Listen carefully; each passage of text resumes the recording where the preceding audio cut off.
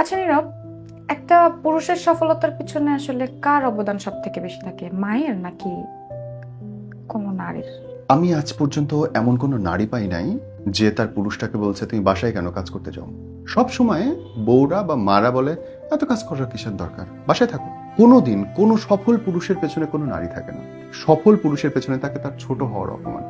একটা পুরুষ যখন ছোট থাকে, একটা পুরুষের যখন টাকা থাকে না, তার সমাজে কিচ্ছু থাকে না। ভাই অনেক বড় অফিসার, বোন অনেক বড় অফিসার, মা অনেক কিছু, বাপ অনেক কিছু, ঘোড়ার ডিম যায় আসে না ওই পুরুষটার জন্য। যতক্ষণ পর্যন্ত ওই পুরুষের পকেটে টাকা নেই, তার সম্মান নেই, তার লেভেল নেই, তার কিচ্ছু।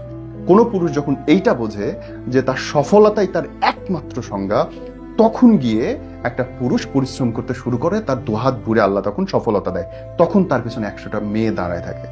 তখন তার পেছনে তার মা বলে আমার ছেলে, তখন তার বউ বলে দেখছো আমার হাজব্যান্ড, তখন তার বোন বলবে আমার ভাই তো মাশাআল্লাহ।